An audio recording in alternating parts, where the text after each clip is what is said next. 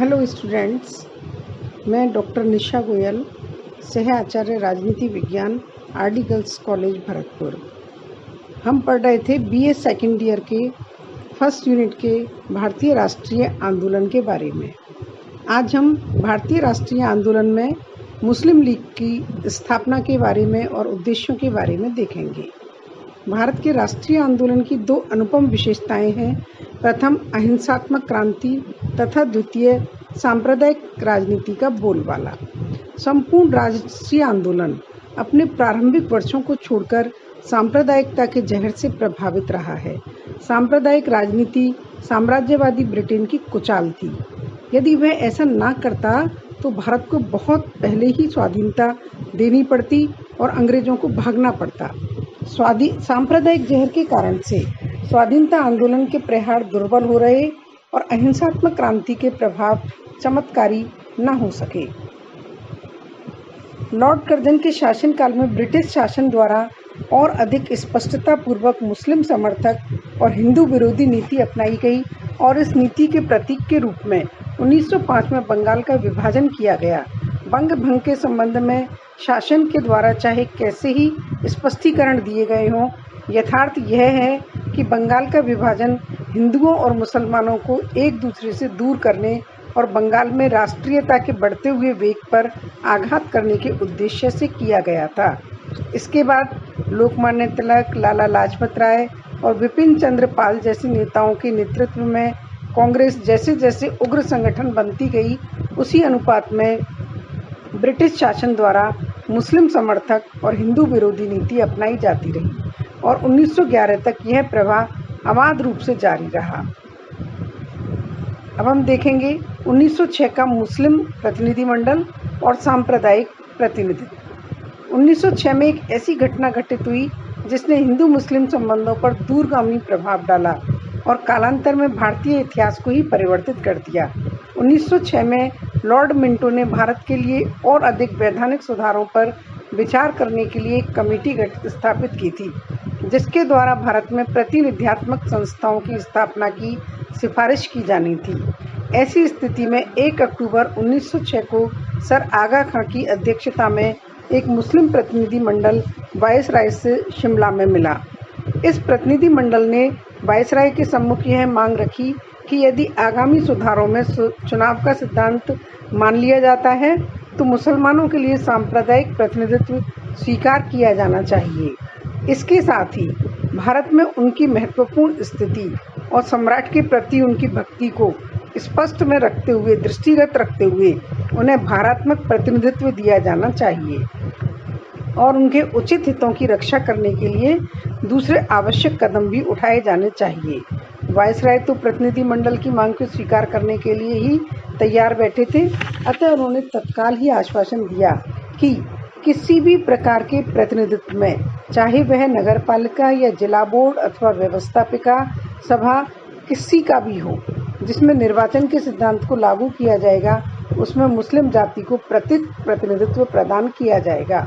इसके अतिरिक्त तुम्हारी स्थिति को तुम्हारी संख्या के अनुरूप न नापकर तुम्हारी जाति के राजनीतिक महत्व और उसके द्वारा की गई साम्राज्य की सेवाओं के आधार पर आंका जाएगा। वायसराय ने प्रतिनिधि मंडल को शिमला में अपने भवन में एक पार्टी भी दी। प्रतिनिधि मंडल के संबंध में अब यह बात नितांत स्पष्ट हो गई कि इस प्रतिनिधि मंडल का संपूर्ण आयोजन ब्रिटिश नौकरशाही के द्वारा ही किया गया था। मौलाना मोहम्मद अली ने सन 1923 में अपने अध्यक्षीय भाषण में कहा था कि 1906 के शिष्टमंडल का अभिनय अंग्रेज सूत्रोधारों के निर्देशानुसार किया गया था। 1906 के कानून में सांप्रदायिक प्रतिनिधित्व की मांग को स्वीकार कर लिया गया। आपको बताएंगे कि मुस्लिम लीग के स्थापना कब हुई और इसके प्रमुख उद्देश्य कौन से थे। अपनी पृथकतावादी मांगों के प्रति ब्रिटिश सरकार के प्रोत्साहन और 1906 के शिष्टमंडल की सफलता से मुस्लिम नेताओं का उत्साह बढ़ा और वे मुस्लिम जाति के अखिल भारतीय संगठन की स्थापना की दिशा में तेजी से प्रयत्न करने लगे। ढाका के नवाब सलीमुल्लाह खान ने ऑल इंडिया मुस्लिम संघ के नाम से एक राजनीतिक संगठन का बनाने का प्रस्ताव रखा इसके लिए उन्होंने मुस्लिम नेताओं की एक मीटिंग ढाका में 30 सितंबर 1906 को बुलाई। नवाब बकारुल मुल्क इसके अध्यक्ष थे। सम्मेलन में स्वीकृत प्रथम प्रस्ताव द्वारा ऑल इंडिया मुस्लिम लीग के नाम से मुसलमानों का एक राजनीतिक संगठन बनाया गया और मुस्लिम लीग के कुछ उद्देश्य बताए गए। जैसे पहला उद्देश्य भारतीय मुसलमानों में ब्रिटिश शासन के प्रति निष्ठा की भावना पैदा करना और सरकार द्वारा उठाए गए कदमों के अभिप्राय के बारे में पैदा हुई भ्रांत धारणाओं को दूर करना।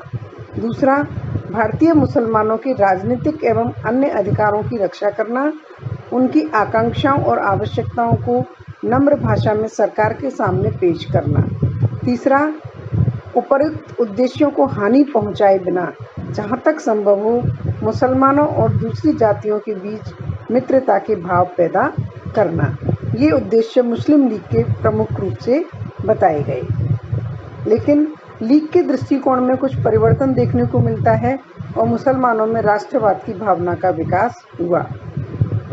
1911 तक मुस्लिम लीग सांप्रदायिक नीति पर ही चलती रही, लेकिन धीरे धीरे लीग के दृष्टिकोण में परिवर्तन हुआ और मुस्लिम लीग ब्रिटिश शासन से दूर हटकर कांग्रेस के निकट आती गई। मुस्लिम लीग के दृष्टिकोण में परिवर्तन के कई कारण देखने को मिलते हैं। जैसे पहला कारण है अंतर्राष्ट्रीय स्थिति। शासन के प्रति मुस्लिम लीग के दृष्टिकोण में परिवर्तन का सबसे बड़ा कारण अंतर्राष्ट्रीय स्थिति थी। इस समय टर्की इस्लाम की महानता का प्रतीक बन गया था और टर्की के सुल्तान हामिद इस्लाम के खलीफा भी थे। लेकिन इंग्लैंड और रूस टर्की के प्रति शत्रुतापूर्ण नीति अपना रहे थे, जिससे भारतवर्ष के मुस्लिम वर्ग की राजभक्ति को बहुत धक्का पहुंचा। पंडित नेहरू लिखते हैं कि अंतिम बची हुई मुस्लिम शक्ति के समाप्त हो जाने का खतरा उत्पन्न हो गया था। उनके विश्वास का मुख्य आधार ही डामाडोल हो रहा था। ब्रिटेन के इस्लाम के शत्रु के रूप में प्रकट होने के कारण स्वाभाविक रूप से वो उसके शत्रु हो गए। दूसरा कारण रहा कांग्रेस के प्रति सरकारी रुख में परिवर्तन। लीग के दृष्टिकोण में परिवर्तन का एक प्रमुख कारण ये भी रहा, कांग्रेस मिंटो मार्ले सुधारों की आलोचना के बावजूद उन्हें क्रियान्वित करने की चेष्टा कर रही थी और नए गवर्नर जनरल लॉर्ड हार्डिंग्स, जो कांग्रेस के प्रति सहानुभूतिपूर्ण दृष्टिकोण था, लॉर्ड हार्डिंग्स की कांग्रेस से मेलजोल की नीति का परिणाम यह था कि मुस्लिम पृथकतावाद में पहले का सा बल नहीं रहा और वो धीमा पड़ गया। तीसरा कारण रहा बंगाल का विभाजन रद्द किया जाना। 1911 में ब्रिटिश शासन द्वारा बंगाल का विभाजन रद्द किए जाने की घटना ने भी मुसलमानों पर बहुत प्रभाव डाला। शासन ने बंग भंग को रद्द करने का निर्णय करने से पूर्व मुसलमानों से परामर्श तक भी नहीं किया था, जिसके फलस्वरूप वो अत्यंत रुष्ट थे और कांग्रेस अंग्रेजों की सद्भावना में अब उनका विश्वास नहीं रहा। भारत के मुस्लिम वर्ग द्वारा तो अब यह बात कही जाने लगी कि ब्रिटिश शासन में तो बमों और वरदानों के बीच सीधा संबंध है। चौथा कारण रहा लीग के नए नेताओं का प्रभाव। लीग के प्रारंभिक वर्षों में उस पर अलीगढ़ के अर्ध सामंती और पृथकतावादी तत्वों का नियंत्रण था, किंतु 1912 तक मुस्लिम लीग में अबुल कलाम आज़ाद, मौलाना मोहम्मद अली, शौकत अली, मोहम्मद अली जिन्ना, डॉक्टर अंसारी और हकीम अजमल खां जैसे नवयुवक मुस्लिम नेताओं की प्रमुख स्थिति प्राप्त हो गई। नई पीढ़ी के मुस्लिम नेता राष्ट्रीयता और देशभक्ति की भावना से परिपूर्ण थे और ब्रिटिश साम्राज्यवाद को सभी भारतीयों के लिए अभिशाप समझते थे। इन मुस्लिम नेताओं द्वारा संचालित समाचार पत्रों कामरेड, हमदर्द और अल हिलाल के द्वारा मुसलमानों के दृष्टिकोण को राष्ट्रीय रूप प्रदान करने में महत्वपूर्ण भूमिका अदा की गई। इस समय लीग का मुख्यालय अलीगढ़ से लखनऊ हस्तांतरित कर दिया गया था। इससे लीग को अलीगढ़ के सांप्रदायिक वातावरण से मुक्ति प्राप्त हो गई। ये था मुस्लिम लीग की स्थापना और उद्देश्यों के बारे में।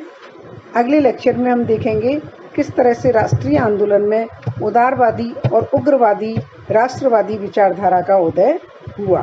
धन्यवाद।